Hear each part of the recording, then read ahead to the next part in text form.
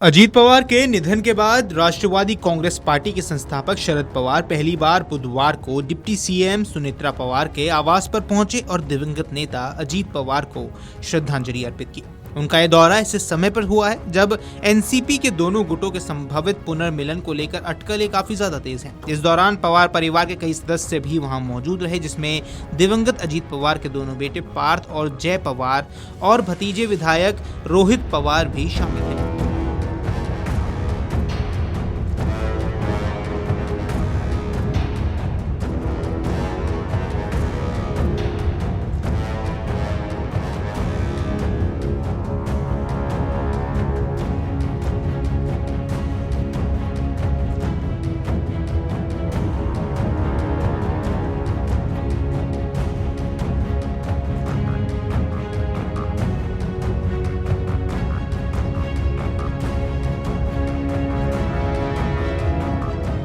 आपको बता दें, अजीत पवार की प्लेन हादसे में मौत के बाद सभी की नजरें राष्ट्रवादी कांग्रेस पार्टी के नए अध्यक्ष और दोनों खेमों के विलय पर टिकी हैं।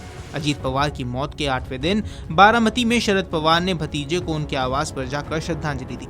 इस मौके पर अजीत पवार की पत्नी और डिप्टी सीएम सुनेत्रा पवार समेत उनके दोनों बेटे पार्थ और जय पवार भी मौजूद रहे।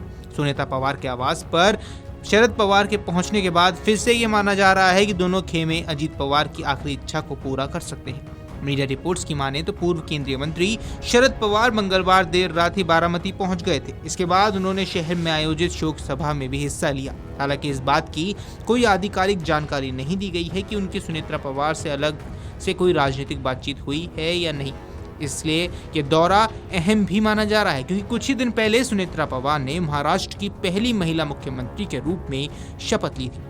शपथ ग्रहण के बाद शरद पवार ने सार्वजनिक रूप से खुशी जताते हुए कहा था कि ये एक महत्वपूर्ण और सकारात्मक कदम है। जिससे पहले ये खबरें भी सामने आई थी कि शरद पवार के साथ दिवंगत नेता अजीत पवार के दोनों बेटे पार्थ और जय पवार एक ही बंद कमरे में बैठक कर चुके हैं। सूत्रों की माने तो बैठक करीब 1.5 घंटे तक चली थी और बैठक के एजेंडे पर तत्काल कोई आधिकारिक बयान नहीं आया। सूत्रों के मुताबिक इस बैठक में चर्चा संभावित एनसीपी के दोनों गुटों के संभावित विलय और आगामी जिला परिषद चुनावों पर केंद्रित थी।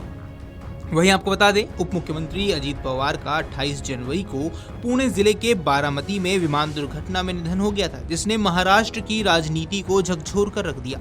3 दिन बाद 31 जनवरी को उनकी पत्नी सुनेत्रा पवार ने उप मुख्यमंत्री के रूप में शपथ ली। अजीत पवार के निधन के बाद शरद पवार और पार्टी के कुछ नेताओं ने ये दावे करने शुरू कर दिए थे कि एनसीपी गुटों के विलय को लेकर बातचीत अंतिम चरण में थी। बताया गया है कि दिवंगत नेता ने इस घोषणा के लिए 12 फरवरी को तारीख भी तय की थी। महाराष्ट्र के मुख्यमंत्री देवेंद्र फडणवीस ने इन दावों का हालांकि खंडन किया और उन्होंने कहा कि यदि विलय को लेकर वास्तव में कोई बातचीत चल रही होती तो उन्हें इसकी जानकारी जरूर मिल जाती। फडणवीस के बयान को शरद पवार ने हालांकि खारिज भी किया। शरद पवार का कहना है कि फडणवीस का क्या लेना देना था, वे उस बैठक में नहीं थे। ऐसे में जब अजीत पवार इस दुनिया में नहीं है तब ये समय पवार फैमिली के लिए काफी चुनौतीपूर्ण माना जा रहा है। गौरतलब है कि अजीत पवार के निधन के बाद राष्ट्रवादी कांग्रेस पार्टी के संस्थापक शरद पवार पहली बार बुधवार को डिप्टी सीएम सुनेत्रा पवार के आवास पर पहुंचे और दिवंगत नेता अजीत पवार को श्रद्धांजलि अर्पित की। वीडियो डेस्क अमरुजाला.com। अगर आप ये वीडियो YouTube पर देख रहे हैं तो हमारे चैनल को सब्सक्राइब कर बेल आइकन दबाएं और Facebook पर देख रहे हैं तो हमारे पेज को लाइक करें।